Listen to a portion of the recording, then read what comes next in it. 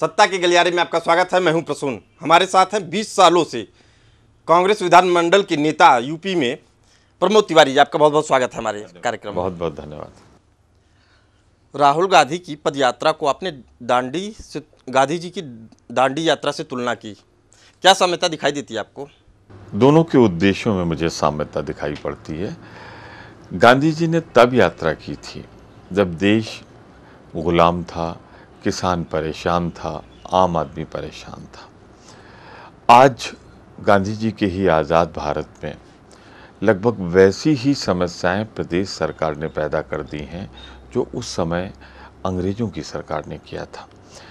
किसान को उसका ज़मीन का जो स्वामित्व है बलपूर्वक छीना जा रहा है।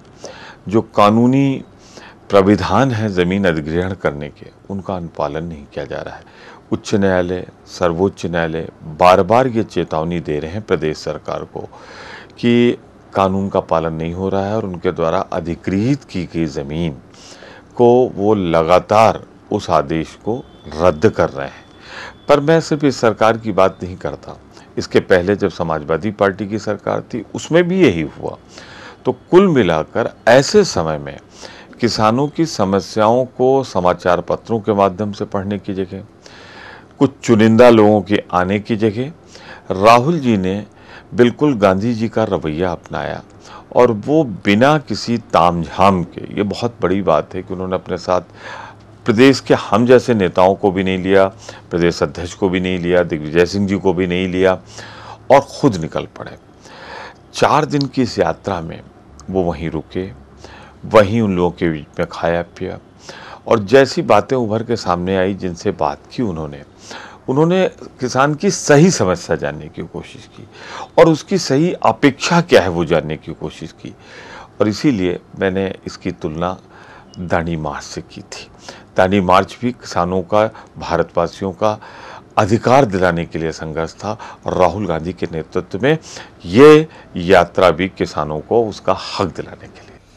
दांडी यात्रा हो ना हो, इतना तो हो गया है कि राहुल गांधी की यात्रा से कांग्रेस की लहर चलने लगी है यूपी में। यूपी में 1 साल से कम समय बचा है जब विधानसभा चुनाव होने वाले हैं। राहुल के सहारे कांग्रेस की नैया पार हो जाएगी? देखिए, कुछ ऊपर वाले का वरदान है नेहरू गांधी परिवार पे। इसे जाति में नहीं बांधा जा सकता, धर्म के कटघरे में भी इसको बंधन में नहीं बांधा जा सकता। और कुछ मैंने जैसा कहा कि यहाँ का सदस्य, इस परिवार का सदस्य जन्म ही लेता है देश के लिए, देश सेवा के लिए। ये बात कभी कभी विरोधियों को खल जाती है, बुरी लगती है, पर अपना करिश्मा था पंडित जवाहरलाल नेहरू का। इंदिरा जी का भी अपना एक व्यक्तित्व में वो चमक थी। राजीव गांधी का संक्षिप्त रहा, पर राजनीति में एक सफाई, एक ईमानदारी, एक नई बयान लेके आए।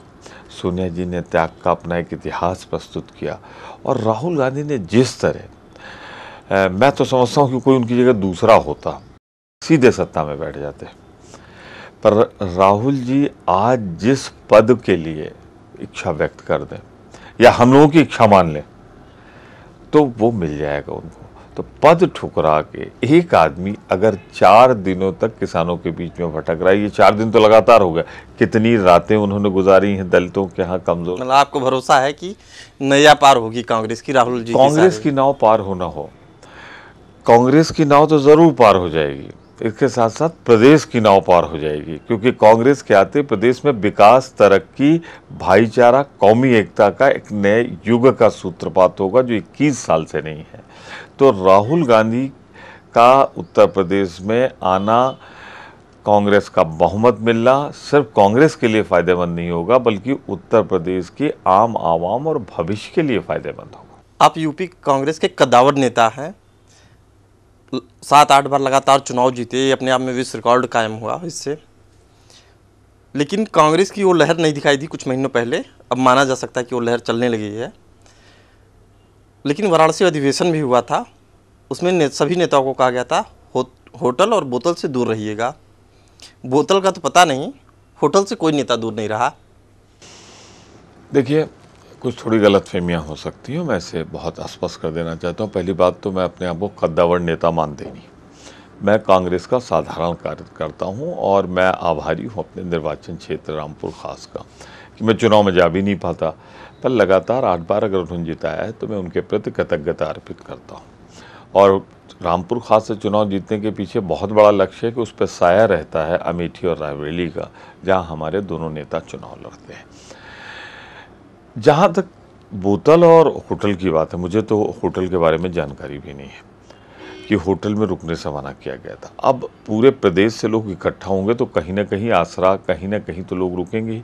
तंबू लगा के हमने उनको दिया नहीं था, काटेज हमने उनके लिए आईसीसी की तरह बनवाई नहीं थी, तो अगर वो होटलों में रुके तो क्या गुनाह किया था। होटलों में, साधारण होटलों में साधारण ढंग से रुकना मैं समझता हूँ कि आवश्यक था। और जिस तरह बारिश हुई, जिस तरह बिजली गिरी, जिस तरह तूफान आया, तो आप क्या चाहते थे कि उनके हम चारपाई लगवा दें खुले मैदान में? 5 नहीं हो सितारा सकता। होटल, 30 सितारा होटल में सारे नेता रुके। उसके अलावा जो पहली बैठक भी हुई आप लोगों की, वो होटल के लॉन्ज में हुई। हाँ, एक गलत मैसेज नहीं जाएगा आम आदमी में? नहीं, कहाँ करते। देखिए, हमारे सामने सबसे बड़ी समस्या उत्तर प्रदेश में पिछले 1 साल से मैं महसूस कर रहा हूँ, हम कोई मैदान ढूंढते हैं, हमें मना हो जाता है। हम अगर इसे सर्किट हाउस में कर लेते, मना हो जाता। आखिर तक हम ग्राउंड मांगते रह गए, हमें एक के बाद एक ग्राउंड रिजेक्ट होते रहे। बामुश्किल जब हम उसे देखने गए थे तो लगते नहीं थे यहाँ सफाई करा के हम करा पाएंगे। वहाँ हम आखिरी दिन जब अधिवेशन हो रहा तो सुबह 8-9 बजे के पहले तक तैयार करा पाए। तो एक दिन पहले वाली जो बैठक थी, इसे कहीं ना कहीं तो करना था। तो अगर हमने एक होटल में कर ली तो क्या गुनाह किया। वो 5 स्टार तो नहीं था, लेकिन हाँ स्टार था। और कर ली तो कौन नहीं कर रहा है, किस दल के लोग नहीं कर रहे हैं? भारतीय जनता पार्टी तो मेरे ख्याल से आजकल हवाई जहाज से नीचे नहीं आती है। समाजवादी लोग जो अपने को कहते थे, उन्होंने ताज से शुरुआत की है। और वर्तमान में मैं बसपा के लिए मैं कह सकता हूं कि उनके कदम जहां पड़ जाएं बसपा वालों के, वो अपने आप ही 5 स्टार हो जाता है। लेकिन उनके कदम खींचने का काम आप अच्छे तरीके कर रहे हैं। आपने अपनी गिरफ्तारी दी, हजारों की भीड़ आपके साथ गिरफ्तार हुए लोग। बहुजन समाज पार्टी हमेशा इन संख्या बल को कम बताती है, कहती है राहुल जी की यात्रा में भी जो लोग आए उसमें वो लाखों में नहीं, कुछ हजारों में थे। मंशा क्या है? कांग्रेस किसानों के ऊपर अत्याचार, प्रशासन के अधिकारियों की हत्या हो रही है, बताया जाता है कि आत्महत्या है, फिर खुलासा होता है कि नहीं हत्या ही है। सरकार की मंशा क्या है और विपक्ष क्यों नहीं अपने इस कटीले तेवर को दिखा रहा है सरकार को? मैं इसे 2 वजह मानता हूँ। एक वजह तो बड़ी साफ है, मैं बता दूँ आपको। मुझे लगता है आदरणीय मुख्यमंत्री जी को सही फीडबैक नहीं दे रहे लोग, ज़मीनी असलियत नहीं बताते। अब जैसे कल सामान्यतः मैं कोई कंट्रडिक्शन इशू नहीं करता, करना पड़ा मुझे। उनके दिया 7,000 कुर्सी लगी थी, एक संख्या बता दी। 35,000 का पेमेंट हमने किया, कांग्रेस ने किया, और 7,000 बता दिया। फिर देश भर का चैनल वहाँ मौजूद था। अब उस भीड़ को 7,000 बता देना और उस पर भी कुर्सियाँ खाली रहना, मैं तो सल्यूट करता हूँ कांग्रेस के कार्यकर्ताओं को, किसानों को, जिन्होंने इतनी भयंकर बारिश 2 दिन से हो रही थी और जिस समय राहुल जी को आना था उस समय भी उनका प्लेन बारिश में उतरा, डिले होकर उतरा 1.5 घंटे, और मैदान तालाब बन चुका था। लेकिन मैं तो कहूँगा एक हौसला आ गया है कांग्रेस जनों में, किसानों में भी ये था कि ये हमारा रहनुमा राहुल गांधी अगर हमें बुला रहा है तो हम मौसम की परवाह नहीं करते, हम जाएंगे ज़रूर। और मैं लगभग 31 साल से विधायक हूँ, सिर्फ संख्या पे ही नहीं, जज्बे पे भी बात होती है। मैं कह सकता हूँ जो किसानों में जज्बा मैंने देखा है, कांग्रेस जनों में भी जज्बा देखा है, आम आदमी में देखा है, 99% लोग यही कह रहे हैं कि राहुल गांधी ने जो किया ठीक किया। अगर किसी से उम्मीद बाकी है तो वो राहुल गांधी से बाकी है। ये मैं समझता हूँ जिस राजनीतिक दल के साथ जुड़ जाए फिर उसका भविष्य उज्जवल होता है। मायावती जी भी अब कांग्रेस पर हमला बोलने की तैयारी कर ली है। देश भर में वो रैली कर रही हैं महंगाई के खिलाफ। कांग्रेस की नज़र में इस रैली का क्या मायने है? देखिए, हर राजनीतिक दल को अधिकार है कि वो लोकतांत्रिक ढंग से रैली करे, और मायावती जी करें तो हम स्वागत करेंगे उसका। उन्हें पूरा अधिकार है, वो करें और जहाँ भी जाएंगे अगर हमारी सरकार होगी तो हम यहाँ की तरह अनुमति देने में कोई हीला हवाली नहीं करेंगे।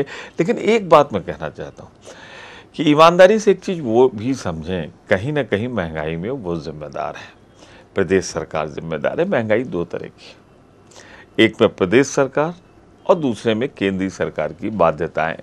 अब जैसे मैं एक उदाहरण दूं, जब अभी पेट्रोलियम का दाम बढ़ा, सबको मालूम है इंटरनेशनल प्राइस बढ़ रही है, इंटरनेशनल प्रेशर है, भारत में कंपनियां ये चल नहीं पा रही, या तो इन पे सब्सिडी देते जाओ और आम आदमी पे जो पेट्रोल डीजल इस्तेमाल नहीं कर रहा है बोझ लगाते जाओ। मैं इसे दुखद और मैं मानता हूं कि इस कदम से जनता को तकलीफ हुई।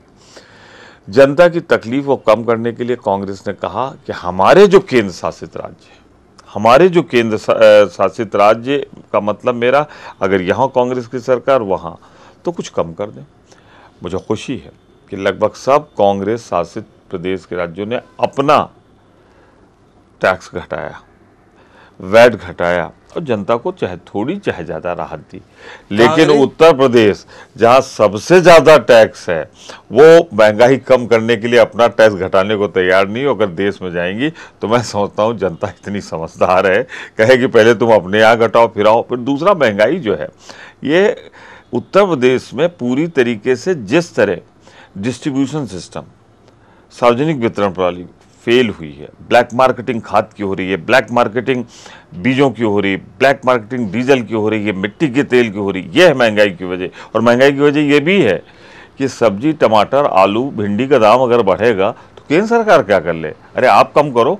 जब किसान अपना बो के लेके जाता है खाद्यान्न वहाँ, तो उससे नहीं खरीदारी कराती, प्रदेश सरकार खरीदारी करती है दलालों के माध्यम से, तो किसान को कम मिलता है, दलाल को ज़्यादा मिलता है। महंगाई इस वजह से है। तो मैं ये कहूँगा कि प्रदेश सरकार 90% जिम्मेदार है और 10% केंद्र सरकार उन वजहों से जिम्मेदार है जो अंतर्राष्ट्रीय मानकों के चलते हैं। पेट्रोल की बात की आपने, पेट्रोल के दाम इसलिए भी बढ़ते हैं कि उस पर दोहरा कराधान होता है, केंद्र सरकार का, एक प्रदेश सरकार का। इसको हटा दिया जाए एसेंशियल कमोडिटी बताकर, तो क्या ये केंद्र सरकार को पहल नहीं करनी चाहिए? देखिए, केंद्र सरकार को उन कंपनियों को भी देखना है। ये हमने तो निर्णय लिया नहीं था, ये निर्णय तो भारतीय जनता पार्टी की एनडीए सरकार ने लिया था कि इसको जोड़ दिया जाए, मतलब फ्री कर दिया गया, गवर्नमेंट ऑफ कंट्रोल नहीं, फ्री कर दिया जाए जैसे जैसे आवश्यकता पड़ती है। तेल जब खरीदा जाता है 4 महीने पहले, जब पेट्रोल की कीमतें सबसे कम अंतर्राष्ट्रीय बाजार में जब सबसे कम दाम पे होती हैं, तब ये सौदा किया जाता है। इस सौदे में कहीं भी उच्चतम स्तर वाले पे नहीं खरीदा जाता है। तो मान लीजिए आज अगर अंतर्राष्ट्रीय बाजार में कीमतें बढ़ी हैं, तो इसका मतलब ये नहीं होना चाहिए कि कल ही आप पेट्रोल के दाम बढ़ा दें। इसमें ये भी मंशा दिखती है कि कहीं ना कहीं सरकार पेट्रोल कंपनियों के दबाव में होती है। दबाव में इसलिए होती है क्योंकि वो अपने टैक्स में चोरी करते हैं। ये आरोप बड़े बहुत लग रहे हैं और बहुत साफ तौर पर उजागर हो चुके हैं कि ये आरोप, इनमें तथ्य हैं।